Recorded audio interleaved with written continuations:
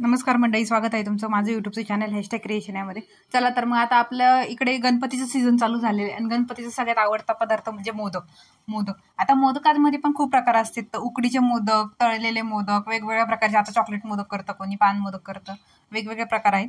तर मी आज सगळ्यात आधी पहिले तुम्हाला उकडीचे मोदक कसे करायचे ते दाखवणार आहे. तर त्यासाठी सगळ्यात आधी मी कढईमध्ये थोडंसं तूप घेतलेलं आहे, 1 चमचाभर, आणि त्याच्यामध्ये 1 वाटी ओलं खिसलेलं खोबरं टाकलेलं आहे आणि त्याला चांगलं आपण मिक्स करून घेणार आहोत. चांगलं परतून घेणार आहोत तुपावरती, थोडंसं लालसर होईपर्यंत त्याला चांगलं परतून घ्या. थोडासा वेळ लागतो याला, पण एकदम खमंग वास येईपर्यंत परतून घ्या. वास इतका भारी येतो ना त्याचा. तर बघा, आता त्याला मी चांगलं परतून घेतलेलं आहे थोडंसं लालसर होईपर्यंत. त्यानंतर त्याच्यामध्ये पाऊण वाटी इतका गूळ टाकणार आहोत आपण. आता आपण 1 वाटी खोबरं घेतलेलं आहे, त्याच्यासाठी पाऊण वाटी गूळ घ्यायचं आहे. ते प्रमाण एकदम परफेक्ट होतं. पण जर तुम्हाला जास्त गोड किंवा कमी गोड हवं असेल तर ते तुम्ही कमी जास्त करू शकता तुमच्या पद्धतीने. तर बघा, आता गूळ टाकल्यानंतर काय होतं की गूळ वितळतो आणि गुळाचं पूर्ण पाणी होतं. ते पाणी पूर्ण आपल्या खोबऱ्यामध्ये मिक्स होऊ द्यायचं, पूर्ण विरघळून द्यायचं. ते पाणी पूर्ण आटून द्यायचं. कारण जर आपल्या गुळाचं पाणी जर झालं नाही पूर्ण, तर आपण ज्यावेळेस मोदक उकडणार त्यावेळेस त्याचं सगळं पूर्ण पाणी होऊन त्याचं बाहेर येणार. त्यामुळे मग पहिलंच पाणी पूर्ण त्याचं शोषून घेऊ द्या खोबऱ्याला. तर बघा, आता पूर्ण आपलं गूळ आहे तो पूर्ण वितळायला लागलाय आणि त्याचं पाणी पण व्हायला सुरुवात झालेली आहे. आता जो गूळ आहे तो आता मी थोडंसं खडे 1-2 माझे मोठे राहिले होते, त्याच्यामुळे ते पटकन विरघळत नाही. पण जर तुम्ही खिसून घेतला तर एकदम 5 मिनिटांमध्येच ते वितळून जातं. बघा, आता पूर्ण किती कोरडं झालेलं आहे. आता त्याच्यामध्ये ड्रायफ्रूट टाकलेले आहेत मी. थोडेसे काजू घेतलेले 5-6 आणि थोडेसे 5-6 बदाम घेतलेले आहेत. ते पूर्ण त्याच्यामध्ये मिक्स करून घ्यायचे. आणि आता आपलं जे सारण आहे ते पूर्णपणे सारण आपलं तयार झालेलं आहे. त्याच्यामध्ये तुम्ही खसखस पण टाकू शकता भाजून, किंवा विलायची पावडर वगैरे त्या सगळ्या गोष्टी टाकू शकता. पण मी एकदम प्लेन सिम्पल असं बेसिक केलेलं आहे, त्यामुळे मी काही ते टाकलेलं नाही. आता बघा, पूर्ण आपलं सारण वगैरे तयार झालेलं आहे. आता आपण उकड कशी काढायची ते बघूया. त्यासाठी सगळ्यात आधी मी एका पातेल्यामध्ये 1 वाटी इतकं पाणी घेतलेलं आहे आणि थोडंसं त्याच्यामध्ये पण आपण 1 चमचाभर तूप टाकणार आहोत, जेणेकरून आपली जी उकड आहे ती चांगली मऊसूत होईल त्यासाठी. तर आता हे पाणी आपलं चांगलं उकळलं की त्याच्यामध्ये आपण ज्या वाटीने पाणी घेतलं होतं त्याच वाटीने आपण तांदळाचं पीठ घेणार आहोत. सेम टू सेम त्याच वाटीने घ्या, वाटी चेंज करू नका, जेणेकरून आपलं प्रमाण एकदम उकड चांगली एकदम घट्ट होईल. अशी एक मऊ आणि घट्ट असं प्रमाण होईल त्या आपल्या उकडीचं.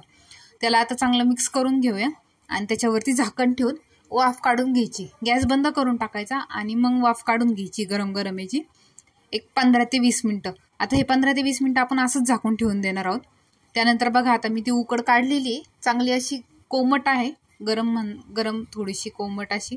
त्याला चांगलं आता आपण स्मॅशरनी स्मॅश केल्यासारखं करूया, जेणेकरून त्यातले जे गिठोळ्या वगैरे असतील किंवा आणखी काही थोडंसं सुकं असतं कुठे कुठे, तर ते पूर्ण एकजीव होऊन त्याचा आता मी गोळा करून घेतलेला आहे. त्याला चांगलं मळून घ्यायचं आणि मग गोळा करून घ्यायचा त्याचा. त्यानंतर मी त्याची छोटीशी एक पेढा इतकं काढून घेतलेलं आहे त्यातलं पीठ आणि हाताला थोडंसं तूप लावून त्याची पारी करून घेणार आहोत आपण. आता बघा, मी पूर्ण हाताच्याच साहाय्याने पूर्ण पारी करून घेते. तुम्ही ते आपल्याकडे पुरी यंत्र वगैरे असतं त्यांनी जरी पारी केली तरी पण छान होते. पातळ करून घ्यायची एकदम पारी, जास्त जाड नका ठेवू. जाड ठेवले तर पिठाळं लागतं ना, म्हणून. तर बघा, आता पूर्ण पारी एकदम मस्तपैकी करून घेतलेली आहे. हाताने एकदम सॉफ्टली वळल्या पण जाते ती, इतकं सॉफ्ट झालेलं आहे आता आपलं पीठ.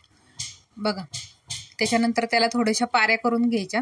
आता पहिलं तूप थोडंसं जास्त लागलं होतं म्हणून ते चिटकत नाही, पण नंतर ते सगळे चिटकून जातं.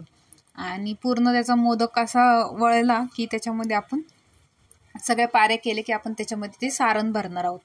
तर तोपर्यंत जर तुम्ही माझ्या चॅनलवरती जर नवीन असाल तर माझ्या चॅनलला सबस्क्राईब करा, व्हिडिओजला लाईक करा, कमेंट करा, शेअर करा. आणि ज्यावेळेस सबस्क्राईब करता त्यावेळेस बेल आयकॉन पण दाबा, जेणेकरून ज्या वेळेस माझे नवीन व्हिडिओज अपलोड होतील त्यावेळेस तुम्हाला त्याची नोटिफिकेशन येईल. आता बघा, पहिलं 1-2 मोदक वळण्यासाठी थोडंसं जड जातं, पण नंतर एकदम छान जमतात. बघा, आता आपलं मोदक पूर्णपणे तयार झालेलं आहे. बघा, एकदम छान असा मोदक वळून तयार झालेला आहे. किंवा मग तुम्ही साच्याचा पण वापर करू शकता. पण हे हाताने केलेले मोदकचे जे आवरण असतं, जे आपण पारी केलेली ती एकदम पातळ असते ना, त्याच्यामुळे जास्त चव लागते. विकतच्या नाही, ते आपण यंत्रामध्ये करतो ना, मोदकचं असतं ते मशीन छोटंसं, त्याच्यापेक्षा हे छान लागतात. तर बघा आता मी दुसरा पण मोदक तुम्हाला करून दाखवते.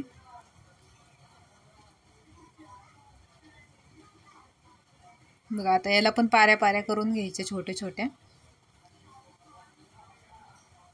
आणि छोट्या छोट्या पाऱ्या केल्यानंतर आपण त्याच्यामध्ये ते सारण भरायचंय. सारण थोडंसं भरायचं आणि परत एकदा चांगलं आपण बंद करून घ्यायचे. ते सगळ्या पाकळ्या केल्यासारखं करायचंय आणि मग त्याला एकत्र घ्यायचंय फक्त मिटून.